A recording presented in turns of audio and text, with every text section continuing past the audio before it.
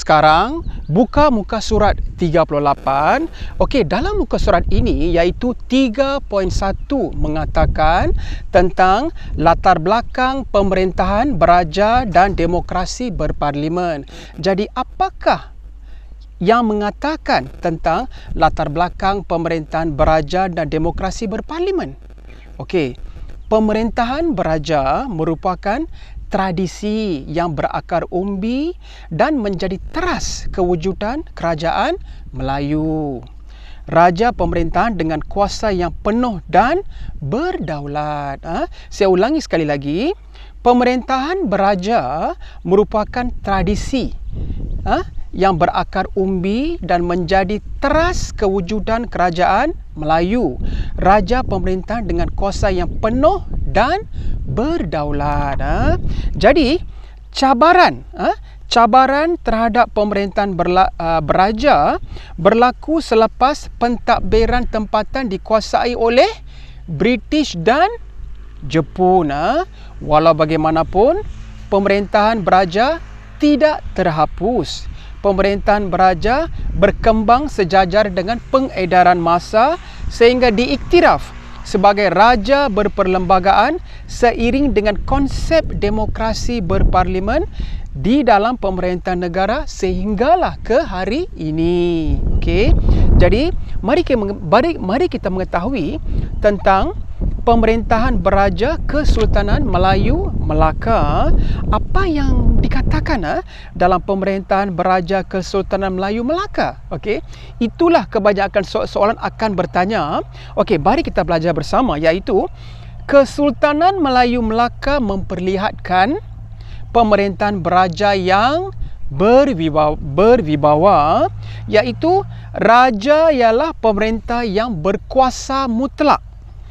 Pada baginda terletak semua kuasa pemerintahan, termasuk kuasa pemerintahan ataupun pentadbiran, perundingan dan kehakiman. Okey. Jadi pemerintahan pula berdasarkan undang-undang, iaitu Hukum Kanun Melaka dan Undang-Undang Laut Melaka. Okey, keadaan ini membuktikan bahawa kehidupan bernegara, kehidupan bernegara dan ciri sistem berperlembagaan terserlah pada zaman Kesultanan Melayu Melaka. Okey, jadi pemerintahan kesultanan ini diperkukuhkan dengan konsep Islam. Okey, konsep ini sekaligus menjadikan raja sebagai ketua agama Islam. Okey, pemerintahan Kesultanan Melayu Melaka mempunyai pengaruh yang besar bagi membina tradisi dan adat istiadat yang diwarisi oleh Kesultanan Melayu yang muncul kemudiannya. Okey, jadi Kesultanan Melayu merujuk kerajaan yang mempunyai pertalian dengan Kesultanan Melayu Melaka sama ada dari segi keturunan maupun pernah menjadi naungan atau jajahan tertakluk kesultanan ini ya. Jadi secara tradisinya, raja-raja Melayu dianggap sebagai undang-undang, ketua kerajaan dan ketua agama. Baginda bertanggungjawab mempertahankan adat dan struktur masyarakat dalam kerajaan Melayu. Okey, jadi keabsahan bagi semua tindakan terletak pada kedaulatan raja-raja Melayu. Okey, jadi mari kita tengok iaitu Kesultanan Melayu selepas saya ulangi sekali lagi, Kesultanan Melayu selepas Kesultanan Melayu Melaka. Apa yang terkandung dalam Kesultanan Melayu selepas Kesultanan Melayu Melaka ini? Okey, legasi Kesultanan Melayu Melaka diteruskan secara langsung oleh Kesultanan Johor Riau, Pahang dan Perak. Okey, Kesultanan Terengganu dan Selangor merupakan kesinambungan daripada Kesultanan Johor Riau. Jadi Kesultanan Kelantan, Negeri Sembilan dan Perlis diasaskan setelah berakhirnya Kesultanan Melayu Melaka. Kesultanan Kedah merupakan kerajaan terawal yang diasaskan di negara kita. Kesultanan ini mengakui pertuanan, saya ulangi sekali lagi, Kesultanan ini mengakui pertuanan Kesultanan Melayu Melaka. Okey, mari kita membuat interpretasi Interpretasi iaitu tafsirkan ilustrasi pada muka hadapan laporan tahunan Badan Kehakiman Malaysia tahun 2014. Okey, saya ulangi sekali lagi, iaitu membuat interpretasi. Tafsirkan ilustrasi pada muka hadapan laporan tahunan Badan Kehakiman Malaysia tahun 2014. Okey, ilustrasi bertajuk Kemegahan Diraja. Cuba tengok dalam buku teks muka surat 38 ini, iaitu ilustrasi bertajuk Kemegahan Diraja menghiasi muka hadapan laporan tahunan Badan Kehakiman Malaysia tahun 2014. Okey, sumbernya dari mana? Kita juga perlu mengetahui dari mana gambar ini diambil, iaitu sumbernya Jabatan Kehakiman, The Malaysian Judiciary Yearbook 2014, Putrajaya Jabatan Kehakiman. Sekarang buka muka surat 39. Okey, mari kita tengok sebelum Perang Dunia Kedua.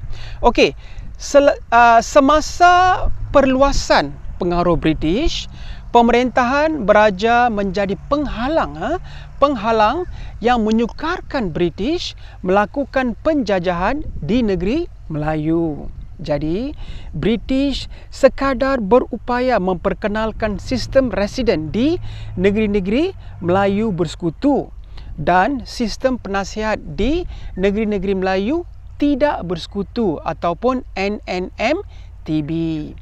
Raja-raja Melayu memerintah dengan campur tangan British dalam pentadbiran tempatan yang dimeterai melalui perjanjian atau surat perisytiharan daripada raja-raja Melayu. Okey, bagi negeri-negeri Melayu bersekutu ataupun NNMB, British hanya mengambil alih pentadbiran pada peringkat pembesar negeri sahaja. Raja negeri-negeri Melayu kekal sebagai pemerintah berdaulat, walaupun dikehendaki menerima nasihat daripada pegawai British yang dilantik sebagai residen. Bagi NNMTB, iaitu bagi negeri-negeri Melayu tidak bersekutu, kedudukan raja yang memerintah adalah lebih kukuh. British menempatkan penasihat British, namun pentadbiran negeri tetap dilaksanakan oleh pembesar yang dilantik oleh raja. Pengubalan Undang-Undang Tubuh Kerajaan Johor 1895 dan Undang-Undang Bagi Diri Kerajaan Terengganu 1911 menyerlah ciri pemerintahan raja berperlembagaan dalam Kesultanan Johor dan Terengganu. Jadi, pengubalan undang-undang tersebut berkait rapat dengan usaha raja, pembesar dan rakyat untuk menghalang perluasan pengaruh British dan mengekalkan kedaulatan negeri. Jadi, kebijaksanaan diplomasi raja-raja Melayu membolehkan pemerintahan beraja dipertahankan. Okey, raja sebagai ketua negeri yang mengesahkan undang-undang membuktikan kedaulatan raja dan struktur pentadbiran negeri Melayu. Okey, perjanjian antara raja-raja Melayu dengan British sebelum Perang Dunia Kedua tidak memindahkan kedaulatan negeri Melayu kepada British. Negeri Melayu hanya menjadi negeri naungan British. Okey, kita tengok gambar raja di bawah, iaitu Sultan Selangor, Sultan Abdul Samad duduk di bawah payung pada tahun 1870. Okey, gambarnya amat menarik. Saya suka menonton atau melihat gambar-gambar klasik yang amat bermakna, yang amat memberikan kita sejarah daripada gambar-gambar ini yang boleh membuktikan.